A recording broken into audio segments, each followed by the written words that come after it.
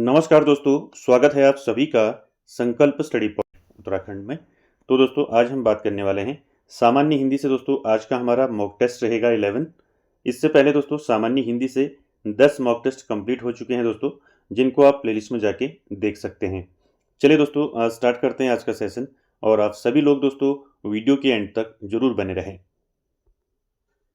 पहला क्वेश्चन लेते हैं दोस्तों आज का, और साथ ही साथ आप आंसर करते हुए चलेंगे।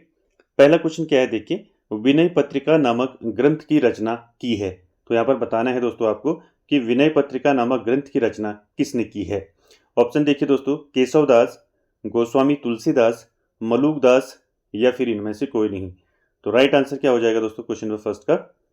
आप सभी जानते हैं दोस्तों विनय पत्रिका नामक ग्रंथ की रचना किसने की है। तो राइट आंसर हो जाएगा गोस्वामी तुलसीदास ने। ठीक है, बी ऑप्शन आपका राइट हो जाएगा दोस्तों क्वेश्चन नंबर फर्स्ट का। साथ ही साथ दोस्तों यहाँ से आपको पूछा जा सकता है कि गोस्वामी तुलसीदास ने दोस्तों विनय पत्रिका जो है किस भाषा में लिखी। ठीक है, तो याद रखेंगे दोस्तों तुलसीदास ने विनय पत्रिका को जो है ब्रज भाषा में लिखा है।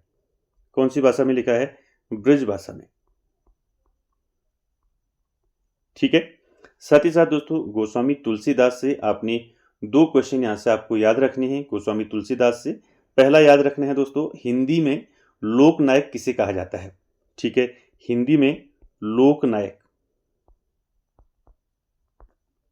ठीक है, हिंदी में लोकनायक किसको कहा जाता है? तो गोस्वामी तुलसीदास को कहा जाता है। साथ ही साथ दोस्तों दूसरा आपने यहाँ से याद रखना है कि हिंदी का जातीय कवि किसको कहते हैं। ठीक है, हिंदी का जातीय कवि किसे कहा जाता है। ठीक है, हिंदी का जातीय कवि किसे कहा जाता है? तो गोस्वामी तुलसीदास को कहा जाता है। ठीक है, याद रखेंगे। साथ ही साथ दोस्तों बात करें गोस्वामी तुलसीदास की रचनाओं की, तो यहाँ पर देखिए आपका विनय पत्रिका हो गया। ठीक है, साथ ही साथ आपका कवितावली हो गया। ठीक है, कवितावली। ठीक है, कवितावली के साथ साथ दोस्तों दोहावली हो गया। कवितावली, दोहावली। ठीक है, साथ ही साथ दोस्तों पार्वती मंगल हो गया। ठीक है, जानकी मंगल हो गया। तो ये सारी रचनाएं किसकी हैं? ये हैं गोस्वामी तुलसीदास की। ठीक है, तो तुलसीदास से सारे फैक्ट दोस्तों आपको याद रखने हैं। आगे चलते हैं दोस्तों क्वेश्चन नंबर 2 पर। आंसर करेंगे दोस्तों क्वेश्चन नंबर 2 का, मौके की तलाश में रहना के लिए सही मुहावरा क्या होगा।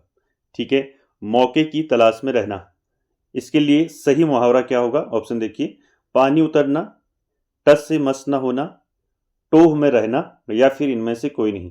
क्या हो जाएगा दोस्तों इसका राइट आंसर?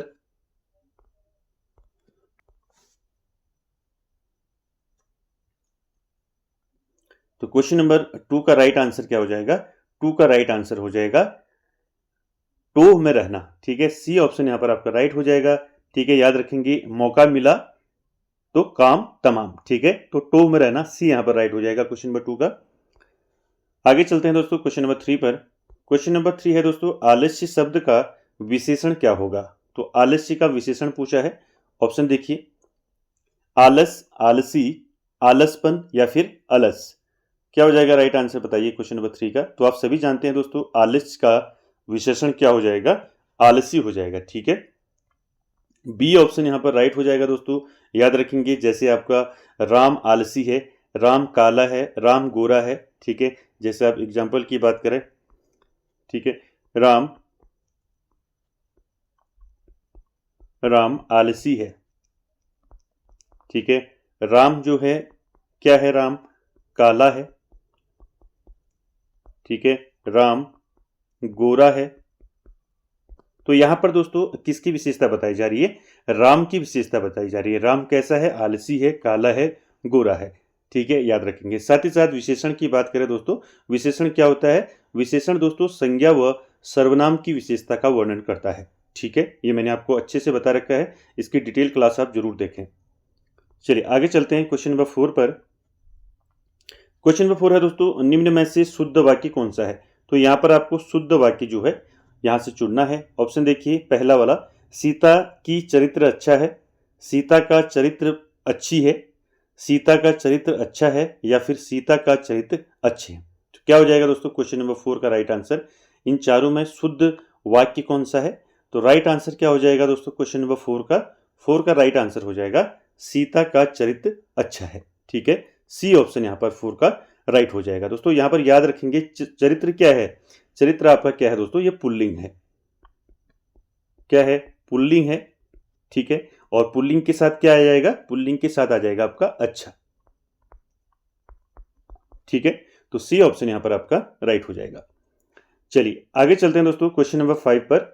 क्वेश्चन नंबर 5 का आंसर कीजिए, कौन सा शब्द जो है यहां पर देशज है, ठीक है। ऑप्शन देखिए, अग्नि, प्रार्थना, खेत, लोटा। तो मैंने आपको कई बार बताया दोस्तों देशज शब्द, ठीक है। देशज शब्द की बात करें तो देशज शब्द किसे कहते हैं, जिसकी उत्पत्ति का पता ना हो, ठीक है। जिसकी उत्पत्ति का पता ना हो, जिसकी उत्पत्ति का पता ना हो उसे हम क्या बोलते हैं, देशज शब्द बोलते हैं, ठीक है। जैसे आपका आंसर क्या हो जाएगा यहाँ पर, तो आप सभी जानते हैं डी ऑप्शन यहाँ पर राइट हो जाएगा, लोटा, ठीक है। याद रखेंगे दोस्तों जो बातें आम जनता के प्रचलन में हो उसको हम जो देशज शब्द बोलते हैं। जैसे आपका लोटा हो गया, और क्या हो सकते हैं, जैसे खिचड़ी हो गया, ठीक है, खिचड़ी हो गया आपका, ठीक है, खिचड़ी हो गया, गड़बड़ हो गया, ठीक है, गड़बड़ हो गया, साथ ही साथ आपका खिड़की हो गया। तो ये सब क्या हैं, ये सब आपके कैसे शब्द हैं, देशज शब्द हैं, ठीक है। चल आगे चलते हैं दोस्तों क्वेश्चन नंबर 6 पर।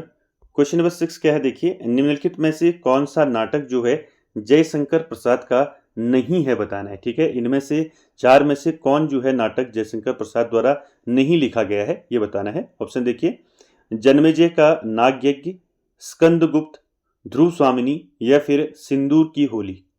क्या हो जाएगा राइट आंसर बताइए क्वेश्चन नंबर 6 का। जयशंकर प्रसाद का कौन सा इसमें से नाटक नहीं है, तो 6 का दोस्तों राइट आंसर क्या हो जाएगा, देखिए यहाँ पर ए जो है जन्मेजय का नाग यज्ञ जो है ये जयशंकर प्रसाद का नाटक है।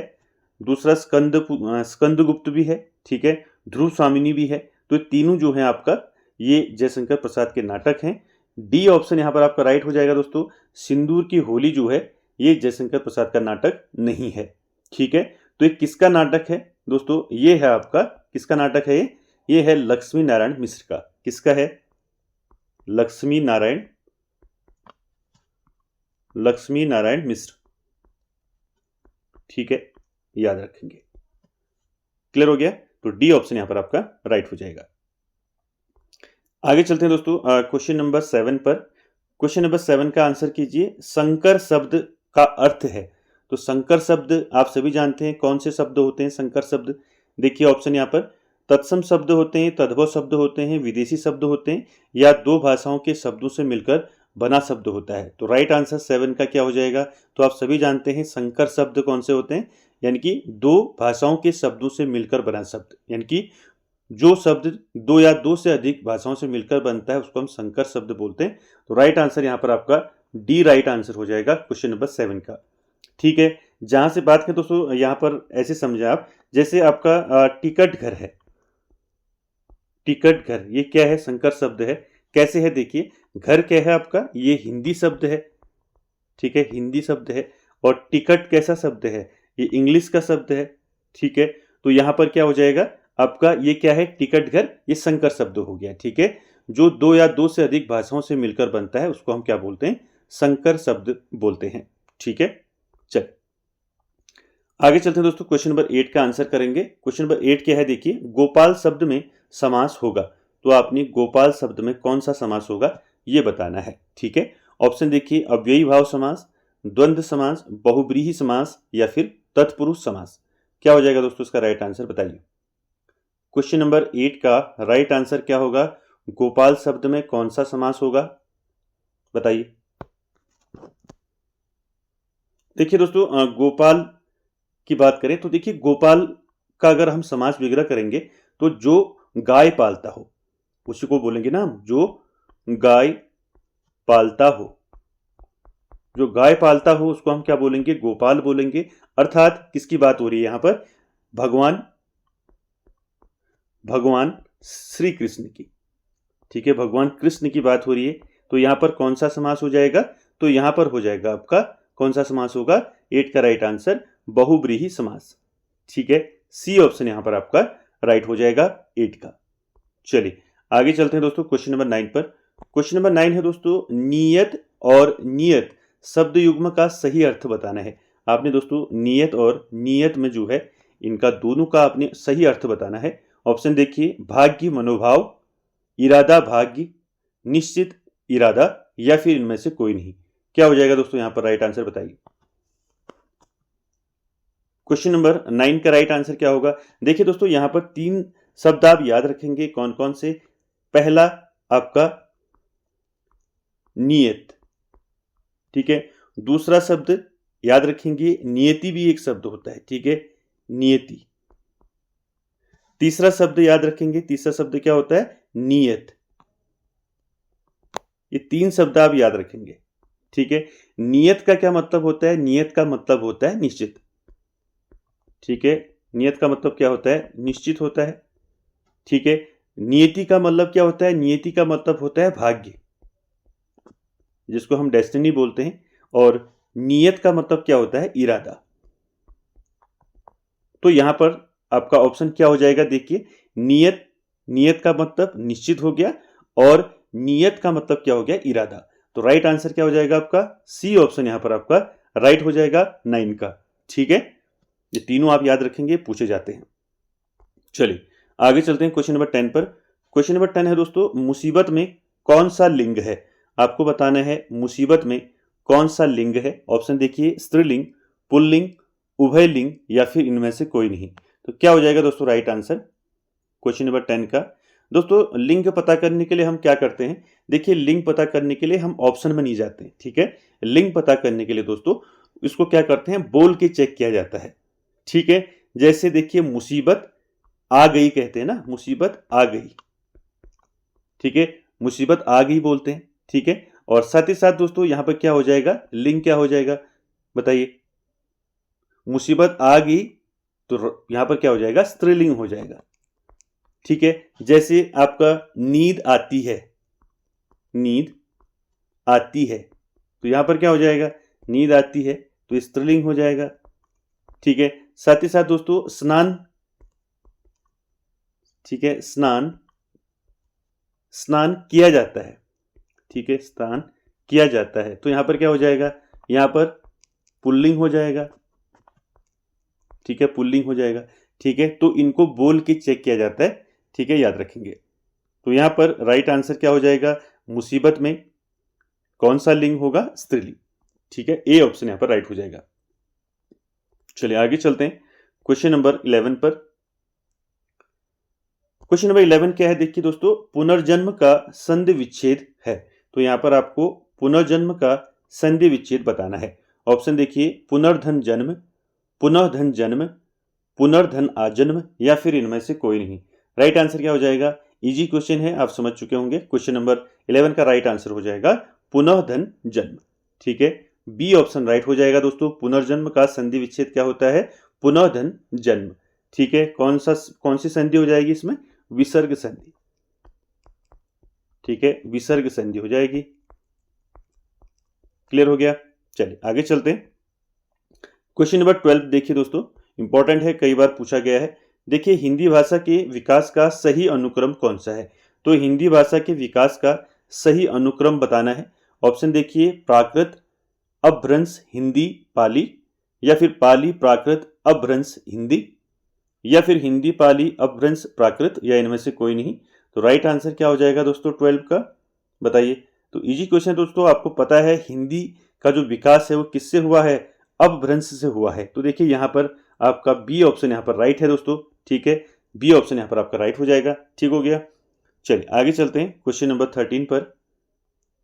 क्वेश्चन नंबर 13 है दोस्तों, शिव का पर्यायवाची क्या होगा? तो यहां पर आपको शिव का पर्यायवाची बताना है। ऑप्शन देखिए, मुकुंद, अंबर, श्रीकंठ, या इनमें से कोई नहीं। तो राइट आंसर क्या हो जाएगा दोस्तों क्वेश्चन नंबर 13 का? बताइए।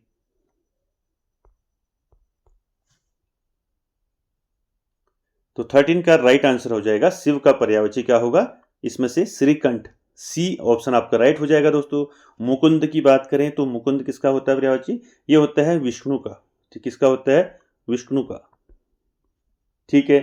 साथ ही साथ अंबर की बात करें तो अंबर आकाश का होता है। तो सी ऑप्शन राइट हो जाएगा दोस्तों। बात करें तो शिव के बहुत सारे पर्यायवाची शब्द होते हैं, ठीक है, जैसे आपका हो गया शूलपाणी, शूलपाणी, ठीक है, साथ ही साथ इसका गंगाधर, तो शिव के बहुत सारे पर्यायवाची होते हैं, गंगाधर। साथ ही साथ दोस्तों विरूपाक्ष भी बोलते हैं शिव को, क्या बोलते हैं, विरूपाक्ष, ठीक है। और क्या बोलते हैं बताइए, अंबिका नाथ भी बोलते हैं, अंबिका बोलते हैं माँ पार्वती को, ठीक है, अंबिका नाथ, यानी कि आपका क्या हो जाएगा राइट, अंबिका नाथ हो गया, गंगाधर हो गया, शूलपाणी हो गया, विरूपाक्ष हो गया। ये सब किसके पर्यायवाची हैं, तो ये शिव के पर्यायवाची हैं, इनको याद रखेंगे, ठीक हो गया। चल उसके बाद देखिए क्वेश्चन नंबर 14 की बात करें। 14 है दोस्तों, भूगोल का विलोम क्या होगा, तो यहाँ पर बताना है भूगोल का विलोम शब्द बताना है। ऑप्शन देखिए, पृथ्वी, खगोल, इतिहास या फिर इनमें से कोई नहीं। तो राइट आंसर क्या हो जाएगा 14 का राइट आंसर हो जाएगा भूगोल का विलोम क्या होता है, खगोल होता है, ठीक है। बी ऑप्शन यहाँ पर आपका राइट हो जाएगा, ठीक है। इतिहास के विलोम की बात करें तो इतिहास का विलोम क्या हो जाएगा, भविष्य, ठीक है, तो इसको याद रखेंगे, ठीक है। पृथ्वी का विलोम क्या हो जाएगा, पृथ्वी का विलोम हो जाएगा आकाश, ठीक है। तो विलोम पर्यायवाची शब्द दोस्तों आप अच्छे से इनको याद करके रखें, ठीक है। चलिए आगे चलते हैं, क्वेश्चन नंबर 15 और आज का आखिरी क्वेश्चन है दोस्तों, क्या है देखिए, मृग नयनी में कौन सा समास है। तो मृग नयनी में कौन सा समास है, मैंने पहले भी बताया आपको।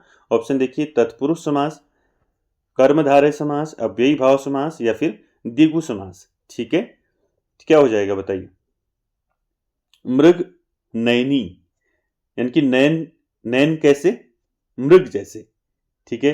तो नयन कैसे, मृग के समान। तो दोस्तों जहां पर विशेषता की बात होती है, मैंने बताया था आपको, जहां पर विशेषता बताई जाती है वहां पर कौन सा समास होता है, तो वहां पर होता है कर्मधारय समास, ठीक है। बी ऑप्शन यहां पर आपका राइट हो जाएगा दोस्तों क्वेश्चन नंबर 15 का, ठीक है।